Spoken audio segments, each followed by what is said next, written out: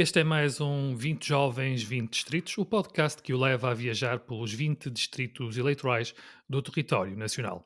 Eu sou o Manel Ribeiro, sejam bem-vindos.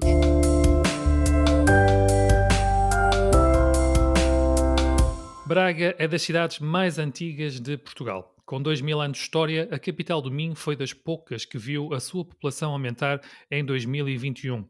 De acordo com os censos, a população residente do concelho aumentou cerca de 6,5 pontos percentuais. Na altura, o Presidente da Câmara, Ricardo Rio, justificava com a qualidade de vida que a cidade oferece e que há perspectivas de desenvolvimento às pessoas. Fernando, bem-vindo ao podcast de 20 Jovens e 20 Distritos e obrigado por teres aceitado o nosso convite. Obrigado, eu, Manuel. É com muito prazer também posso partilhar aqui um bocadinho o cunho da nossa cidade de Braga, que também é importante. Como é que é viver em Braga? Esta será a primeira questão.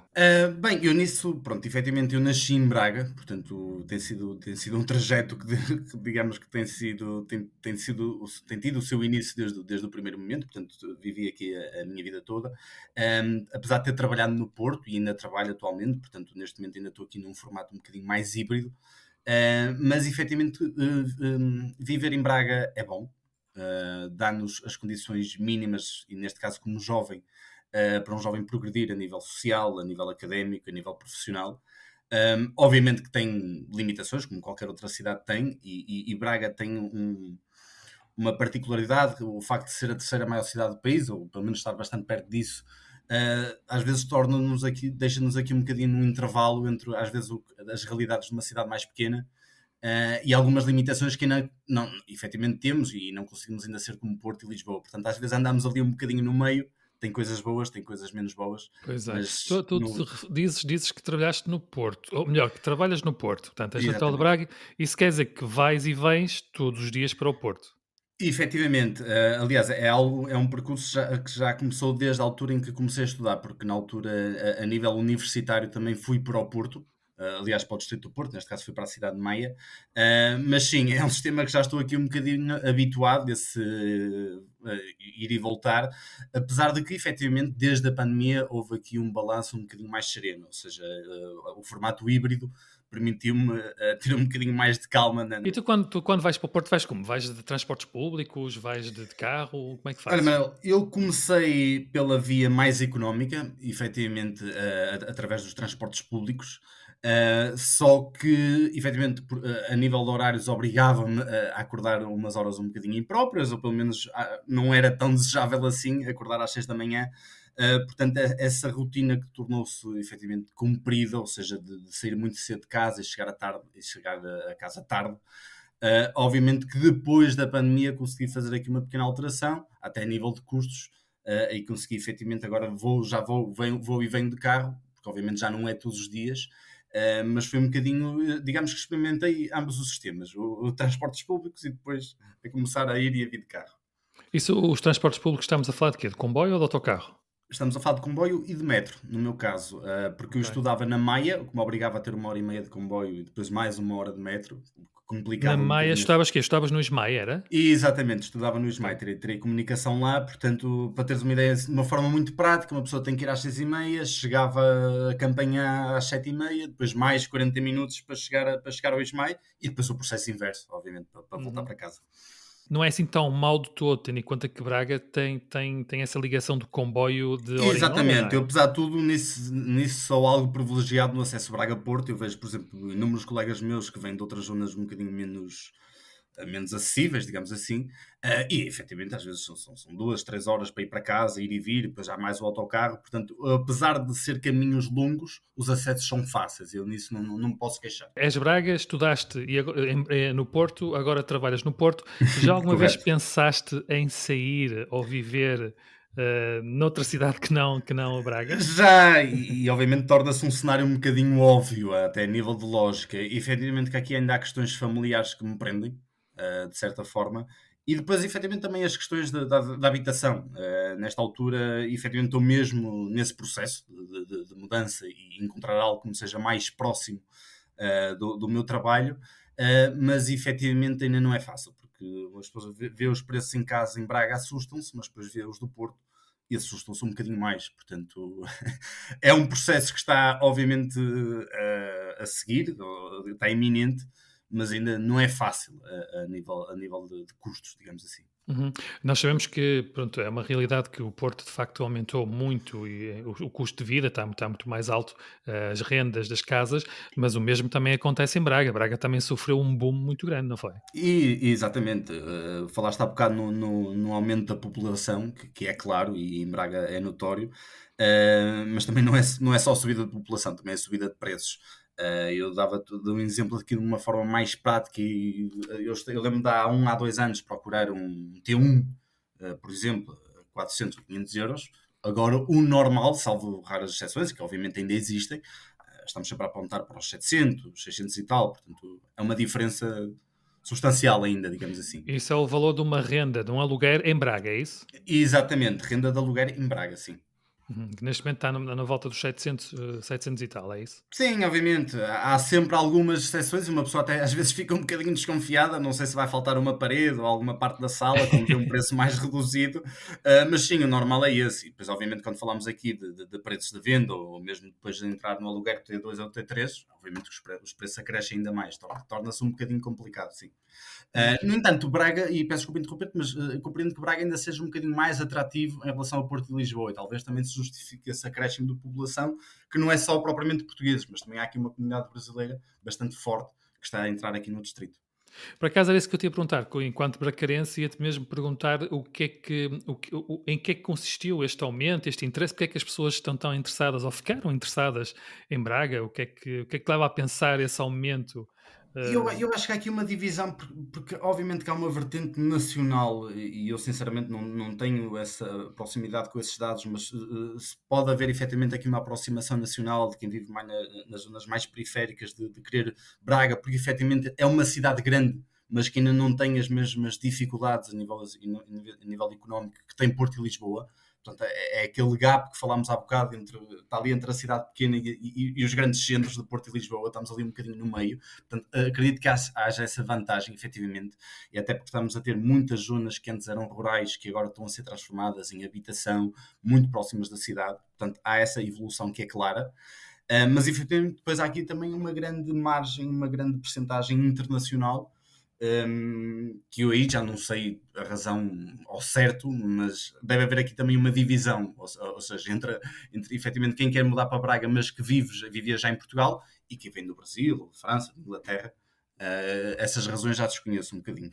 De facto, a população portuguesa está a ficar envelhecida e não está a haver uma renovação da forma como se esperava. Certo? Mas a questão aí que eu pergunto em relação a Braga, porque eu sempre tive a ideia que Braga, para além de ser uma cidade que está a fervilhar, sempre tive a ideia que Braga conseguia fixar os jovens muito por causa da Universidade do Minho. Não sei se Certo. concordas com esta minha ideia. Concordo, sim. Efetivamente temos aqui um grande trunfo académico, que é a Universidade do Minho, apesar também ter sido em Guimarães, obviamente está aqui diretamente relacionado, ainda mais em Braga. Portanto, há essa fixação, sim. Agora, a questão é que depois está no pós, ou seja, depois de efetivamente os jovens tirarem o curso, se mantêm ou não. Tenho algumas dúvidas, até porque efetivamente tem havido aqui uma questão já aqui associada ao próprio terreno universitário. Eu vou dar aqui um exemplo de uma forma um bocado informal ou um bocado redutora. O bairro, digamos assim, universitário, onde estavam os bares, toda aquela vivência, neste momento é quase uma zona que não digo que seja difícil entrar a certas horas, mas já não é tão convidativa, nem tão pouco mais ou menos. Portanto, apesar de efetivamente ainda termos esse trunfo académico que existe, toda a envolvência que reside à volta da universidade perdeu-se um bocadinho e hoje isso sente-se. Uhum. Efetivamente, quem vai visitar o EM e o campus sente um bocadinho esse decréscimo. Cada vez vemos notícias, por acaso ainda vi ontem, cada vez há mais notícias de rixas e de lutas muito, muito naquela zona. Portanto, é pena porque efetivamente ali é uma zona que antes era espetacular. Eu lembro, por exemplo, dos meus pais dizerem ou pessoas mais velhas que saíam do Porto e saíam de Guimarães para sair à noite em Braga. Isso agora faz-me um bocadinho de confusão, porque efetivamente há algumas zonas que queiram um bocadinho em Há uma ideia que os estudantes, quando acabam os seus cursos, não estou a dizer todos, mas que uma grande parte Claro. acaba por empreender os seus próprios negócios e fixarem-se em Braga porque criam startups, ou seja, Braga tem tido essa fama de ser uma hub tecnológica para pequenos empreendedores e para jovens empreendedores. Concordas com isto ou não? Concordo efetivamente, nesse sentido sim, e basta também ir um bocadinho à zona mais, às zonas mais empresariais ou industriais, efetivamente nota-se essa capacidade de iniciativa de pequenas startups ou pequenas empresas de terem o seu nascimento aqui em Braga, e isso efetivamente nota-se.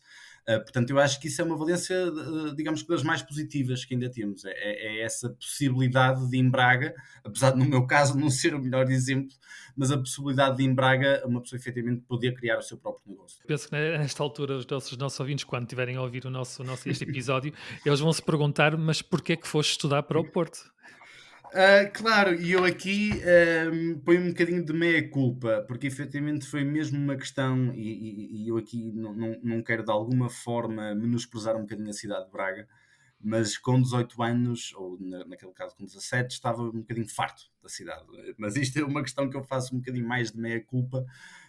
Efetivamente, na altura tinha uma necessidade de ver um bocadinho além do que estava da cidade de Braga, e a cidade de Porto está mesmo aqui ao lado, portanto, na altura nem sequer procurei nada em Braga, havendo essa possibilidade a nível formativo, a nível de curso, podia perfeitamente ter tirado comunicação em Braga, que foi o curso que tirei, mas na altura foi mesmo uma questão pessoal. Eu queria sair de Braga, até porque na altura razões familiares, queria conhecer um bocadinho mais além, tal ponto que até apaixonei-me pelo Porto, de certa forma, que fui lá ficando.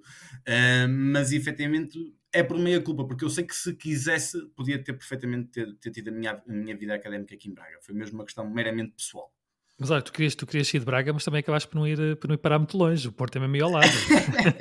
É verdade, isto que não sei se é um ongoing process, ou seja, isto vai ser devagarinho, vou para o Porto, depois vou para Coimbra, depois acabo em Lisboa, não sei se será esse o trajeto, mas na altura, ou seja, eu queria sair de Braga, mas não estar demasiado distante dela, pelas tais razões familiares que falei há pouco, e talvez seja um bocado por isso, porque nesta altura estou a falar contigo na cidade de Braga, em casa, Uhum. mas efetivamente na altura, ou seja, não quis sair para muito longe, mas tinha uma necessidade clara de conhecer um bocadinho mais além desta cidade.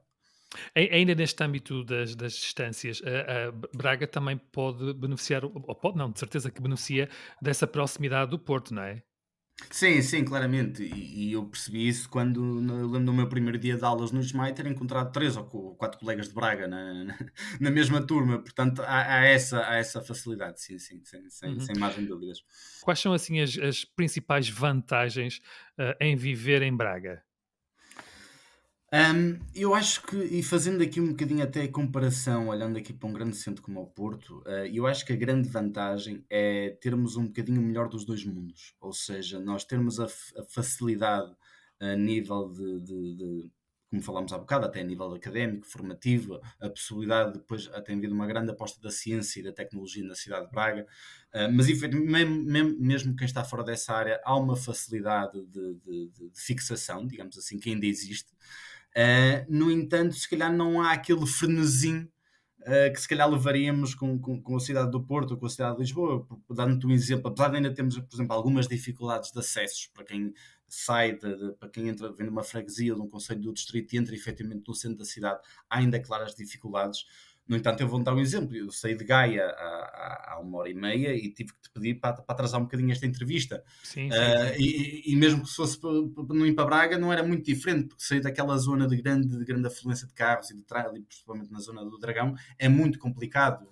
Enquanto que aqui em Braga é um bocadinho mais calmo, ou seja, tem aquelas vantagens que não, efetivamente não existem na maior parte das cidades, e isso equiparamos um bocadinho como Porto e Lisboa, mas depois ainda temos aqui alguma facilidade de acesso e alguma calma dentro do possível. Obviamente, se compararmos com Castelo Branco, Braga é uma cidade super estressante, mas se compararmos com os grandes centros, ainda há essa facilidade, mesmo de qualidade de vida, digamos assim, ter ainda alguma calma. E o que é que assinalas assim como uma grande desvantagem?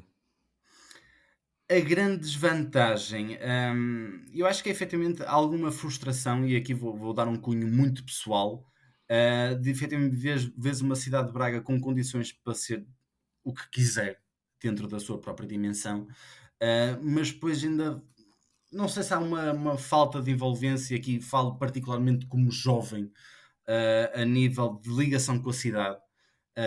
Mas uma pessoa sai à noite, ou mesmo, obviamente, temos alguns eventos temáticos, como a Feira Romana, a Noite Branca, efetivamente marcam a diferença na cidade de Braga e as pessoas gostam de vir para fora para conhecer, e isso é bom. Mas acho que há ainda uma distância considerável entre a dinâmica da cidade e os próprios habitantes. Eu acho que poderia haver uma envolvência maior, e aqui falo particularmente dos jovens. Acho que há essa, mais do que é uma frustração, porque realmente olhamos para a dimensão da cidade e há a sensação que poderíamos fazer muitas mais coisas, até a nível de ligação com a própria Universidade do Minho, e não há aquele espaçamento que devagarinho se vai colmatando, mas ainda é notório. Acho que é essa a principal desvantagem, se é que a podemos chamar de desvantagem. Não é?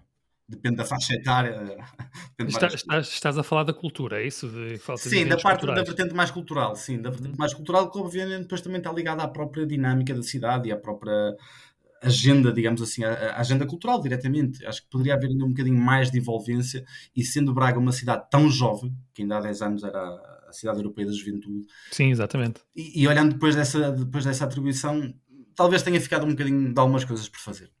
E recordando aqui, agora fizeste-me recordar que Braga ainda está na corrida para a Capital da Cultura 2027. Achas que Certo. tem hipótese de ganhar, tendo em conta o que me disseste? Ah, eu vou ser sincero, aqui a questão, e talvez vá ser aqui um bocadinho polémica, aqui a questão da atribuição de prémios na cidade de Braga e depois a sua relação direta com a realidade, às vezes há ali é um bocadinho dúbio, digamos assim.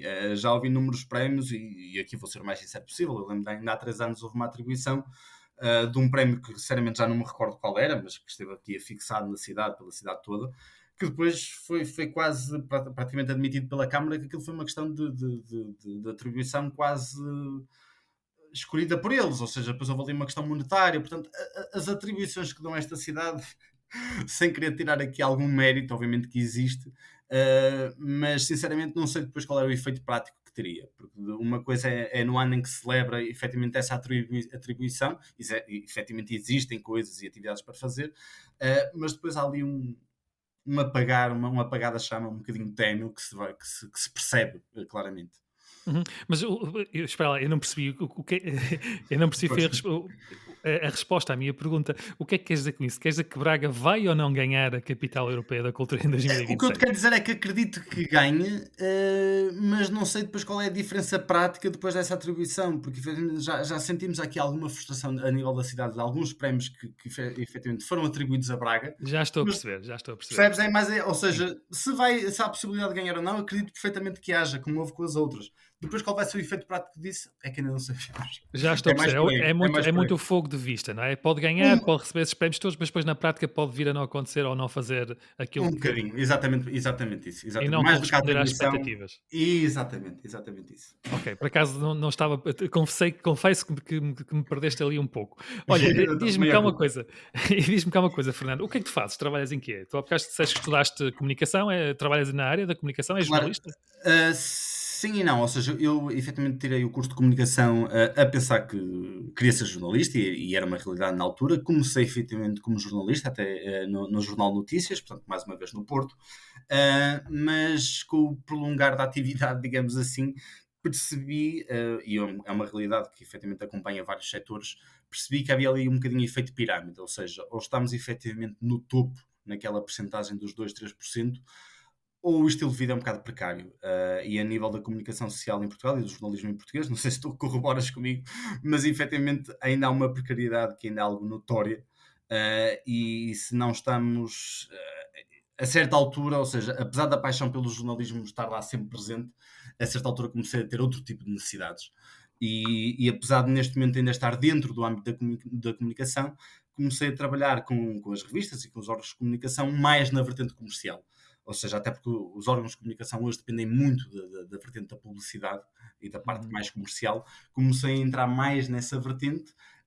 No início, vou-te ser sincero, não havia muita paixão como havia pelo jornalismo, que é algo mais natural, não é? Que já vem desde mais pequeno.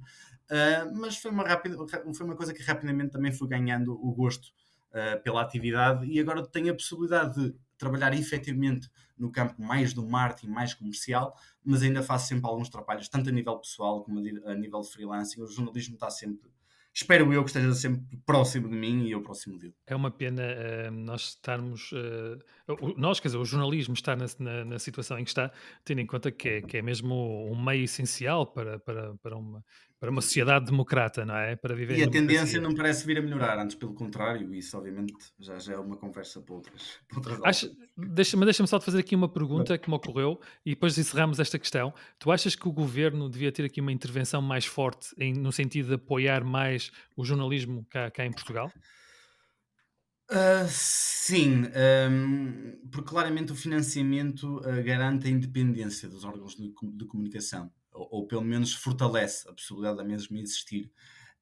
Agora, obviamente, que depois aqui o apoio do governo e aos órgãos de comunicação, obviamente que é importante manter aqui a questão da independência, digamos assim, e de não haver cumplicidade entre os dois meios, que depois é sempre um perigo.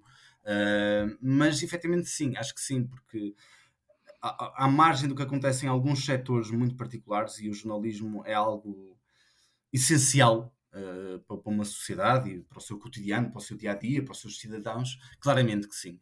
Acho que é um setor que falta apoio de uma forma clara. Não sei se é só isso que falta. Há aqui uma questão estrutural que já vai muito além dos apoios, porque é preciso haver uma continuidade, digamos assim, mas sim, principalmente pela questão da independência. E hoje em dia começamos a entrar num campo um bocadinho perigoso, onde cada vez mais vemos uma. Pronto, sem entrar aqui em conspirações, obviamente que a independência do jornalismo em Portugal ainda existe e ainda é geral, mas começamos a entrar aqui num campo perigoso quando começa a haver poder económico, os amigos e os enteados começam a aparecer também, portanto, claramente que sim, mas sempre visando manter a independência dos órgãos de comunicação. Estavas a responder, e eu acho que estás a responder muito bem, mas ao mesmo tempo também me estava a ocorrer uma outra situação face à independência. E normalmente, quando se fala em apoios do Estado e do governo para a comunicação social, a primeira coisa que se vai falar é logo na independência. Mas também Claro, temos que nos lembrar que também há um forte lobby ou uma forte pressão em termos de financiamentos ou dos investimentos privados. Portanto, também há claro, claro. também esse interesse dos grandes grupos económicos que às vezes são mais perigosos do que o próprio investimento do Certo. Estado. Certo, certo, efetivamente isso é verdade e eu comprovo com isso diariamente, essa relação entre as entidades privadas e a questão da comunicação social. Portanto, sim, é escolher, obviamente que ainda prefiro um apoio público da parte do governo. Hum, Em qualquer um dos lados eu acho que seria importante criar aqui um sistema algo híbrido, ou seja, que não fosse só de um lado, mas efetivamente essa questão do apoio é importante e a questão do governo ainda mais. Ou seja, eu percebo perfeitamente o que tu estás a dizer e é verdade. Talvez o ideal fosse encontrar aqui um meio termo, mas que permitisse sempre um apoio mais forte dos órgãos de comunicação, porque hoje em dia, e essa questão tem importância porque eu lido diretamente com a vertente comercial e da sustentabilidade dos órgãos de comunicação. E a vertente editorial cada vez mais vai ficando cada vez mais opaca, ou seja, cada vez mais os órgãos de comunicação dependem dessas entidades privadas. Portanto, o que tu tens a dizer, sim, tens toda a razão e até é uma forma agora de também refletir um bocadinho sobre o assunto, porque efetivamente são perigos de vários lados, digamos assim. Vamos entrar aqui um pouquinho na vertente política, mas não no que Claro. estávamos a falar há pouco. Sim, E o nosso programa, o 20 Jovens, 20 Distritos, é um programa que está a percorrer todos os distritos eleitorais do país.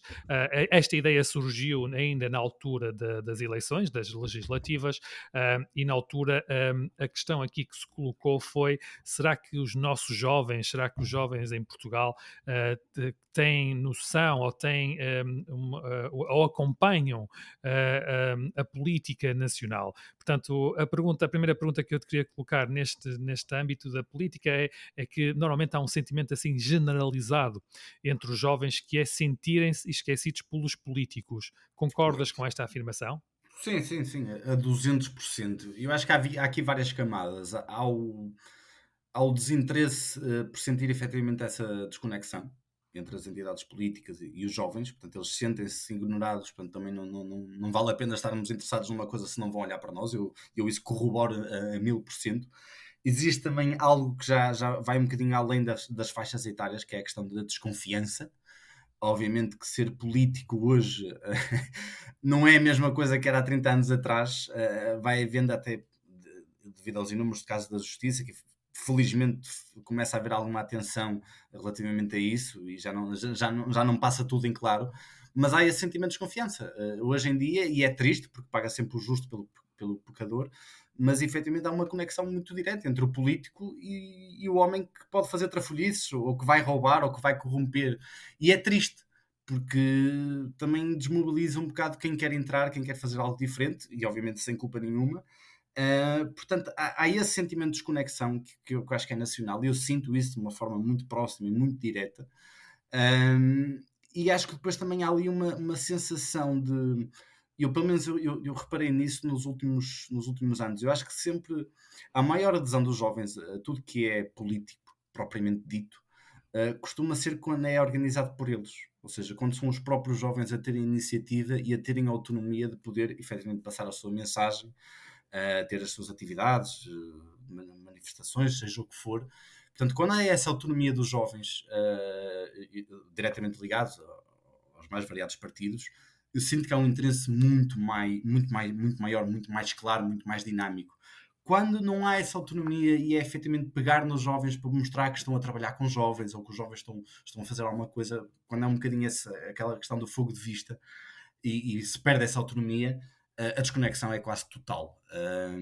E eu hoje vejo, talvez vemos alguns jovens que querem entrar, e aqui ainda existe algum carreirismo, efetivamente ligado à política, mas depois há uma desconexão geral, sem dúvida alguma, e falo nisso com alguma tristeza, porque mesmo a nível pessoal tento de alguma forma, e eu próprio também desconectado até há bem pouco tempo, também foi uma coisa que depois nos últimos 2 anos foi-se acrescido, mas é difícil, mesmo para mim é difícil mobilizar um amigo meu a sair de casa e a vir comigo assistir a um café, a um debate político, ou mesmo à coisa mais informal possível. Ainda há uma resistência muito clara, e não é por não saberem dos assuntos, eles sabem, nós depois vamos jantar e eles sabem de tudo, bem ou mais do que eu, mas há essa resistência clara em estar a fazer parte de algo em que eles não têm autonomia nem poder de decisão. Nós neste momento, pronto, já passou algum tempo, mas em janeiro tivemos aqui uma maioria absoluta. Tu identificas-te com o governo atual e com as suas políticas, obviamente?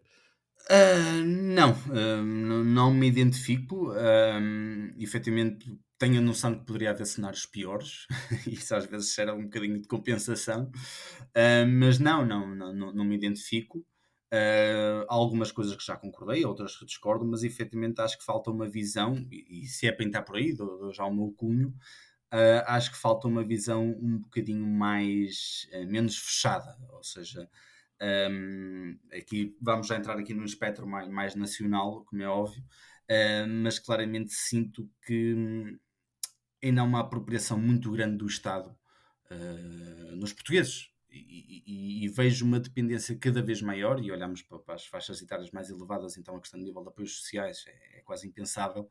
A nível de funcionários públicos, eu acho que há aqui ainda uma grande envolvência do Estado na dinâmica portuguesa e no seu tecido empresarial, principalmente, que depois nos impede de soltar um bocadinho as amarras e de ver um bocadinho mais além, e de ter algum próprio dinamismo a nível empresarial. Acho que falta isso, acho que falta esse desapego, falámos há um bocadinho disso, falta essa liberdade de sair um bocadinho das mãos do Estado, e de efetivamente olhar um bocadinho mais além. E acho que Portugal tem muitas valências a nível turístico, a nível cada vez mais dependemos quase unicamente dele, o que tem tanto bom como de mau, mas E vimos, efetivamente vimos agora na pandemia, não é? vivemos agora na pandemia e estamos agora a ver o revés agora nesta entrada no verão, mas efetivamente sem entrar aqui numa visão muito pessimista ou caótica ou naquela iminência de que Portugal não vai existir daqui a 10 anos, vai, mas que poderia estar muito melhor, podia. Acho que essa é efetivamente a minha opinião. Já agora, sabes que as perguntas vão-me surgindo à medida que vamos Força. conversando. E sendo nós o jornal Euroregião, um jornal com uma vertente muito forte em termos de fundos europeus, qual é a tua opinião sobre esta leva e tudo o que se fala na imprensa e nos mídias sobre estes dinheiros que vão agora entrar, ou que já estão a entrar, o PRR, a Bazuca, estes milhares que vão entrar agora em Portugal? Qual é Claro. a tua opinião sobre isto? Eu acho que, e obviamente não sendo economista, portanto vai ser aqui uma opinião muito genérica, eu acho que, e vendo principalmente o que estavas a falar da comunicação social, torna-se preocupante, porque eu acho que essa questão dos apoios comunitários, efetivamente, deviam ser um veículo da recuperação de Portugal a nível económico e social, mas não deve ser a base. E a ideia que dá quando vemos as notícias e vemos, neste caso, seja o António Costa, ou neste caso o Governo, a falar da questão dos apoios, dos PPRS, cada vez mais vê-se aqui uma dependência quase, ou seja, nós estamos unicamente dependentes desses apoios comunitários. E não deve ser. O Orçamento de Estado parece que é quase tudo pensado nessa questão dos apoios. Eu obviamente não sou economista, não consigo dizer aqui num papel, pá, tiramos aqui e pomos acolá, ou fazemos isto desta forma ou daquela, mas uma certeza eu tenho é que não deveria ser a base. Não devíamos estar todos dependentes desses apoios, depois fazer uma pequena distribuição e daqui a 6 meses acabou, já não há mais. Acho que devia haver uma distribuição diferente, e aqui obviamente colho mais para a vertente cultural e social, mas isso já são outras contas, mas mais do que a distribuição dos mesmos era não ser a base desta recuperação, mas ser um veículo para o mesmo. E quando dependemos só disso, dá a ideia que não houve muito mais trabalho. Ok, vamos receber esses apoios, vamos esperar que eles venham, toda a gente vai discutir, mais para aqui, mais já para lá, mas não há trabalho por trás, é só distribuição. E é isso que me assusta um bocadinho. Eu tenho aqui mais uma pergunta, não sei se vai ser a última, mas é ainda de volta às últimas eleições. Pronto, como deves saber, nós, para além de termos eleito ou termos elegido o primeiro-ministro, também se fez a eleição do governo em si, não é? Da Assembleia, dos representantes da Assembleia da Certo. República. Conheces os deputados eleitos pelo teu distrito nas últimas legislativas? Tens assim uma ideia de quem é que eles são? Conheço do partido que estou mais afeto. Ok. Portanto, não sei sinceramente qual é o número geral, portanto, lá está a minha. Eu posso dizer que Pelo menos. foram 9, portanto, 9 deputados foram eleitos pelo PS, 8 foram eleitos pelo PSD, Ok. um foi eleito pelo Chega e um pela Iniciativa Liberal. Exatamente. Agora falavas-me do Chega, já me estou a recordar perfeitamente, porque eu lembro-me de ler essa notícia com algum pesar, mas sim, do PSD, obviamente que seria aqui o grande meio número, não sabia depois qual era a distribuição, se era 8 para um lado, 9 para o outro.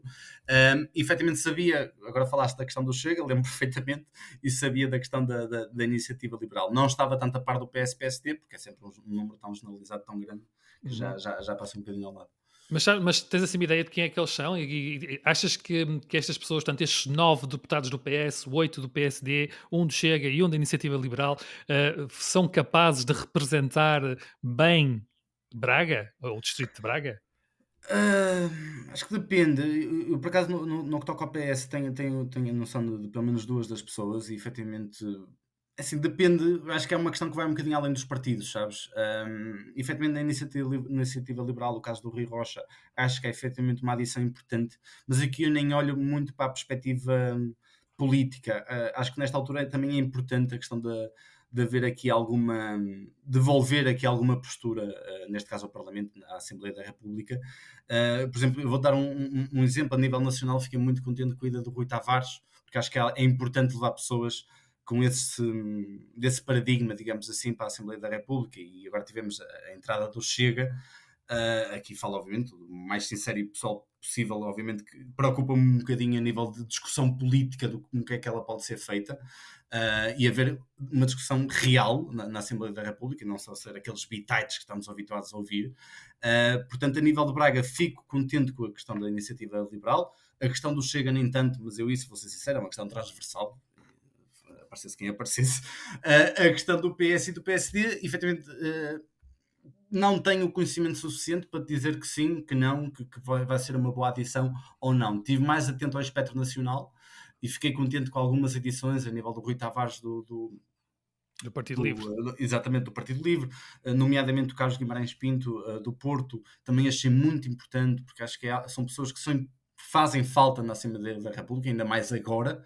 A nível local, nomeadamente do PS-PSD, não te consigo dar aqui uma opinião concreta. Não quero também estar a ser injusto com quem não Sem conheço. dúvida, sem dúvida. Muito bem, muito bem. Olha, última pergunta. Quer dizer, eu antes de fazer estas perguntas todas, eu esqueci-me de fazer uma pergunta importante, que é qual é a tua idade? Que idade é que tu tens?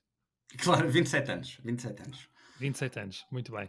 E a última pergunta que eu queria fazer é, vamos voltar aqui um pouco à cidade de Braga no geral. O que é que está a faltar em Braga e tu achas que devia ser assim resolvido de imediato? Ou assim, que é mais premente que seja resolvido? Acho que há duas questões essenciais. Neste momento estamos a levar com aquela questão da mobilidade, que é uma situação que neste momento tem sido quase caótica em Lisboa, mas efetivamente aqui a questão da mobilidade, e temos agora cada vez mais a questão das trotinetes, das bicicletas, eu acho que é importante Braga conseguir fazer essa transposição, mas estamos aqui numa clara diferenciação entre o que quer ser feito e o que é na prática, ou seja, há aqui uma vertente cultural que acho que é importante, e aqui já não tem tanto a ver com a Câmara, se bem que eu acho que pode efetivamente passar esse ensino às pessoas e esse conceito de cultura, de respeito por todos os peões, todos os agentes da estrada, digamos assim. Eu hoje, vou-te ser sincero, tenho muito medo de pegar numa trotinete e ir para o meio da estrada, porque acho que ainda não há essa cultura de respeito como há na cidade do Porto e principalmente na cidade de Lisboa, e eu acho que isso é importante, principalmente aqui na questão do transporte dos jovens. Eu dou-te aqui um exemplo muito claro. Eu tenho a minha irmã que vive na zona de Lamaçães, e quem é de Braga vai conhecer. Para ir para a Católica, o autocarro demora mais de 45 minutos. Portanto, temos sempre que haver aqui algumas alternativas. Portanto, essa questão da mobilidade, olhando particularmente para os jovens, acho que era importante mudar já, ou pelo menos o mais rapidamente possível. A questão dos acessos também é importante. Ainda há gente que vem das zonas mais periféricas do distrito e demoram 40 a 45 minutos, principalmente se vier do nó de Enfias, e mais uma vez quem é da Braga vai saber bem as dificuldades para entrar através daquela zona. Portanto, se bem que agora já temos um projeto do próprio governo, que vai agora nos próximos 3 anos, em princípio vai ser alterado e vai ser melhorado, mas principalmente essa questão dos acessos, e aqui ser um bocadinho egoísta, porque eu acho que do resto até estamos a níveis mais ou menos normais, a nível, pronto, já falámos daquela questão social e cultural. Sendo aqui um bocadinho egoísta, eu gostava de sair à noite, como jovem, e ter um bocadinho mais de opções. Nós neste momento estamos muito centrados na zona da Sé, que é na zona mais antiga da cidade de Braga, que é onde efetivamente temos toda a concentração de bares, mas essas concentrações de bares são por baixo de habitações. E quem vive lá não tem descanso, muito menos agora. Portanto, é essa questão que também é importante respeitar toda a gente, e para que toda a gente tenha o seu espaço. Eu acho que os jovens devem ter o espaço para se divertir e sair à noite em Braga, como também toda a gente da cidade de Braga, principalmente do centro, tem o direito de descansar e ter uma boa noite.